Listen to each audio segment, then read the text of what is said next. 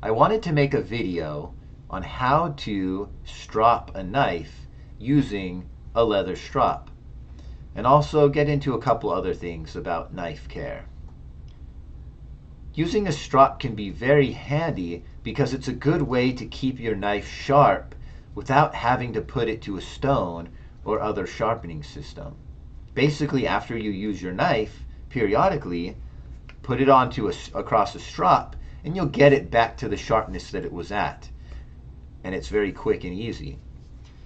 Sometimes, though, it might just be too dull or too damaged for a strop to be able to fix. Generally, a good way to know how dull your knife is to take the knife and look at the edge on, and look for anywhere where it's reflecting light back at you.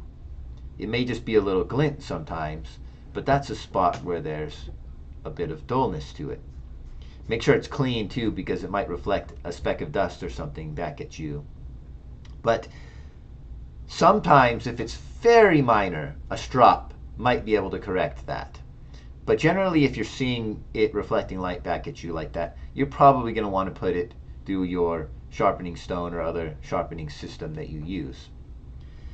Also, after you sharpen any knife on a stone, you always want to then follow up by putting it on a strop.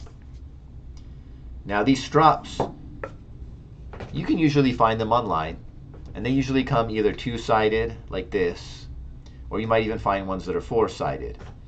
And what that allows for is for you to use different compounds. Now, compounds are basically something like this that comes in different colors that allows it to actually polish the knife to a certain extent, which can also help remove a little bit of damage to the knife without having to actually sharpen it. Now, in my experience, I found that the only compound that's really worth using in most cases is the white. The other ones that are popular are black and green. The problem with black is it often tends to actually take off too much and roll your edge over and actually make the knife more dull. And the problem with the green is it just doesn't seem to do much. The white just seems to be far more effective in place of the green. And so personally, I only use white, and then I only use, this is actually just raw leather. There's no compound on it at all. And this is white. So to apply the white or any other compound, you usually take your bar and you just scrape it onto the paddle. Now my paddle's already been used quite a bit, so what I did in advance is I actually took some rubbing alcohol and I just cleaned it as best as I could. You might get to that point where you actually need to clean yours. It's never going to come off spotless, as you can see, you know. I can't get it perfect, but it's good enough. So then you want to make sure that you take your compound and just rub it on there. And it doesn't take a lot. You don't need to like coat it in a complete film of compound. But you do want to try to cover it with a pretty even amount across every surface that you'll be passing the knife along. And so make sure it gets a nice, pretty even coat. And the white is a little bit difficult to put on. Of all the, well, actually the black is probably the most difficult, but the white is more difficult than the green. But it'll go on. And so once this is on, you know, we have a pretty decent film on here, and that's where we're going to start, is on the white. It's also tends to be where you're going to spend the most time, because the white is the one that's actually able to take off material. And I'll explain a little bit about what the raw leather is doing as well. But let's just start off with your technique. So let's start on the raw side just to show you how to find the proper angle. Every knife will either have a secondary bevel, like this one. You'll see right here how there's this, if the camera would focus better, this reflecting edge here. That's because there's actually a second bevel. And so you have your main edge here but then it gets to the very tip and then it has a secondary bevel. And the point of that is because if you had the primary grind go straight to the edge, your angle would be too high. And so what would happen is it would take damage too easily. But on the other hand, you might not want your knife bevel itself to be super thick because that can affect certain tasks. I will show you another example of a grind here. This is a Scandinavian grind, and this is actually where there is no secondary bevel. And so where the grind starts right here goes straight to the very apex of the knife. And this is very good for like carving wood, doing certain bushcrafting tasks and other things. Even people like them for hunting knives. But like say you try to cut an apple with this, it's actually going to split the apple. It's not going to cut it. So that, you know, certain tasks it's just not well suited for. And so you have most knives that people own are going to have a secondary bevel. So you need to find the angle of that secondary bevel. And one way that you can do this is you stick it on your strop and you move it back and forth and keep rotating upward until it bites. You'll see, let me get a good angle on that. You'll see here it started biting right here. So too shallow, it's going, and I go, oh, it's biting. So now I know that's the angle.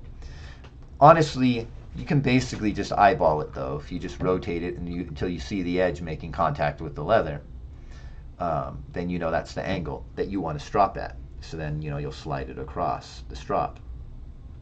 Another thing though that makes things a little bit more complicated though is to do the tip. Generally, I'm going to do this edge on so you can kind of see the angles we're talking about here. So to do the tip, I actually have to lift. I'm kind of exaggerating a lot here, but you know, you have to lift it more than you do on the main cutting edge. So you could do that same test where you do the moving it back and forth until it bites to know that angle. But as you slide it, you need to be moving along the knife edge as you go. So we're starting at the tip, we move along the belly, then to the main cutting edge as you go. But the thing is you might notice here that as I do it, I'm going to decrease this angle. I'm exaggerating again, but I'm going to decrease that angle as you go. Basically, you're trying to keep the angle of the blade consistent of the bevel angle in relation to 90 degrees to the strop. You know, and in this case, pointing facing towards me. If I had it sideways, though, it'd be, you know, this direction. And so you got to keep that angle the same as you pass it. So you'll get the feel of this really quickly as you start doing it. You know, you want to pass it along, and I'm just barely lowering my hand as I do it. And you can kind of tell that you're making proper contact because of the feel and the sound of it. Now, I'm doing this on the rawhide edge because to cut into it doesn't cause any damage to the knife. If you're on a compound side though, don't use that trick. Don't use the cut in, because you're actually cutting into compound, which will actually damage the knife. So also, don't do it in the middle of your strop because you'll cut into the middle. Do it on the edge. But you don't even really need to do that, as I said. You'll you can just eyeball it. So you basically want to pass again, like I said, from the tip and then run along. Or you can do the opposite. Some people like to start at the cutting edge and then move to the tip. I don't personally like to do it that way because I find that what happens is as you get to the tip, it'll actually cause cuts in your leather that can happen.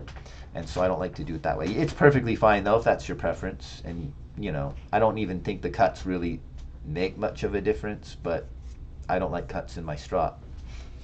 And so what you want to do again is you pass it, but you want to make sure that however many passes you go in the one direction, you flip it and you take that many passes the other direction. So you can go like 1, 2, 3, 1, 2, 3. Or what I do is I just go 1, 1. You know, I just go back and forth. Let me get this better view in camera. You know, I just go back and forth. And so The important thing is just to keep them even. So basically, what you're doing is, with the raw leather, is at the apex of your knife, what causes it to dull in most cases is that the metal's folded over one way or the other, forming what's called a burr on that apex. So when you pass it across the leather, it's just bending it straight. So, so it was like, and your burr, and now it gets bent straight. And that's how something like as soft as leather can actually have such a big impact on the sharpness of your knife. It's pretty fascinating, and it actually is a huge difference maker. Now, the white compound, on the other hand, does, as I said, actually cut a little bit of material off. And so this is where you want to start, is on your white side. And I would say spend, at least 20 passes in each direction. But depending on how damaged it is, you may have to spend up to 5, maybe even 10 minutes on it. Or if you just cut a few things and you want to run it through the strop, you may not even need to use the white in that case. If you've barely used it since the last time you stropped it, you may just pass it over the raw side. But if it has, like say you were cutting a whole bunch of kindling or something, you may only have to take 5 passes on the white side each and then move over to this and you'll be done. You want to minimize how long you spend on the strop, because once it's sharp, it's sharp. You're not going to get more sharpness out of it once it's already there, but you can actually cause your edge to roll over. In fact, one of the worst things you can do when you're stropping is apply too much pressure. We already talked about the angle, but the pressure also matters. And basically, you just want to mostly just use the weight of the knife, not much more than that. As you become more experienced, you might apply just a tad bit more weight, but we're not talking much, because you're very much trying to not depress the leather in, because that can cause your edge to round off, to get rounded. And so just very gently, very softly, and starting out you may also go very slowly till you get the hang of it. As you get better, you might go faster, but or you might just, some people will do this, whatever you're comfortable with, but I like to just kind of take it nice and easy, back and forth a few times. Another thing is, if you are worried about your angle being off, it's better for you to have your angle too shallow than too steep. You'll notice this leather is kind of textured, and so some strops will come with smooth leather. I prefer the textured kind, and I would recommend those over the smooth. These are they seem to work better, and they're more forgiving. If your angle is too shallow, because of the texture, it's still going to be making contact. So it's still better for you to be too shallow than too steep. Because if you're too steep, you can actually round your edge off, and it actually will make it more dull. So that's about all there is to stropping. Again, you start on the white, you finish on the rawhide, and you don't need to spend too much time on the rawhide, maybe 20 passes each. And that'll get you nice and sharp. And when you're done, in fact, here, let me take a few passes because I was on the white.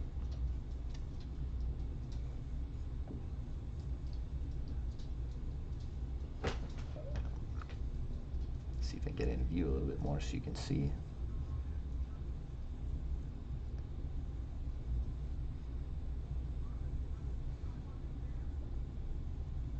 Not too much to it. But a good test is, when you're done, if you want to see if it's sharp, is to get a piece of paper. Now, I'm actually going to use newspaper because it's an even better test, because it's harder to cut through. And we'll see if it cuts. There we go.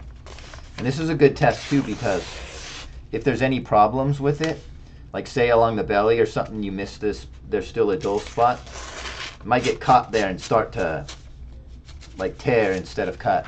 And so if you take a few passes and it keeps grabbing, then you might need to spend some more time on that spot on the strop. And so with that, you can actually get it so sharp. Another test that you see people do is you can see if it shaves on your arm, and it should be shaving sharp. There it is. You know I've been sharpening a lot when I have no arm hair left.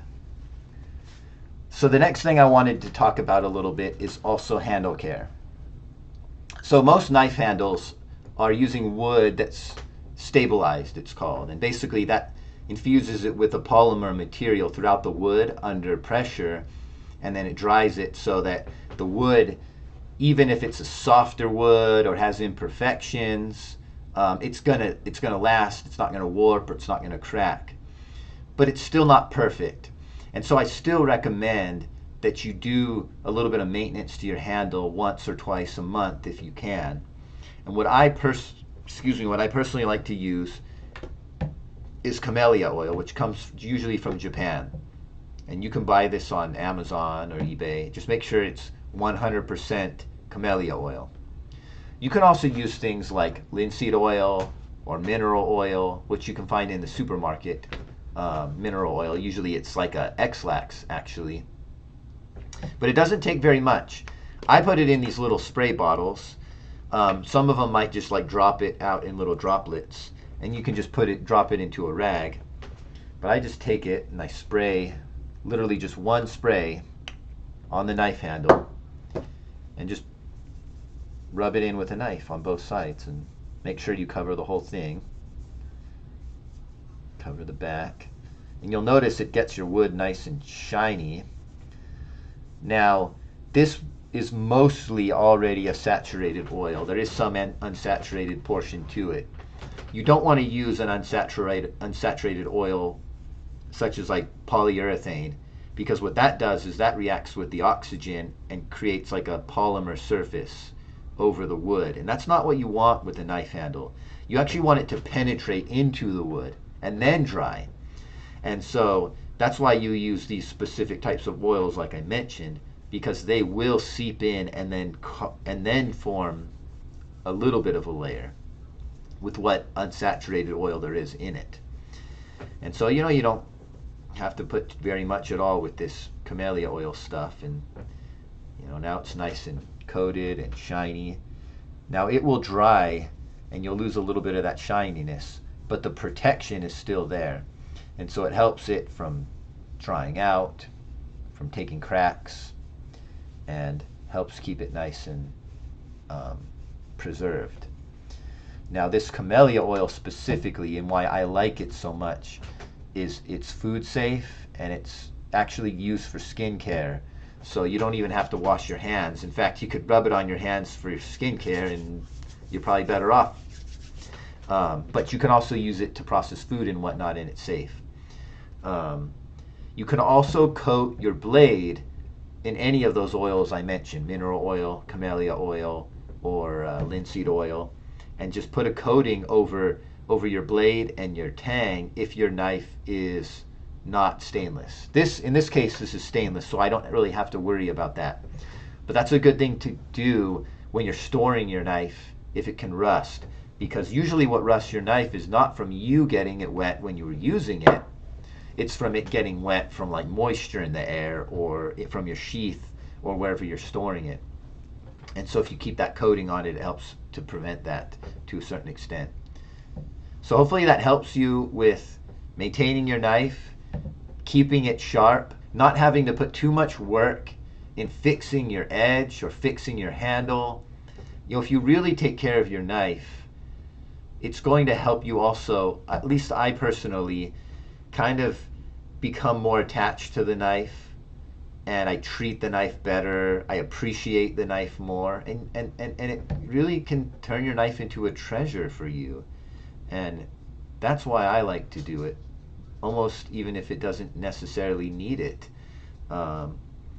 Maybe I can coat it with camellia oil twice a year, but just that maintenance and that thought and effort that you put into it helps you to really appreciate your knife and your other tools in general, if you do this with any of your knives or tools.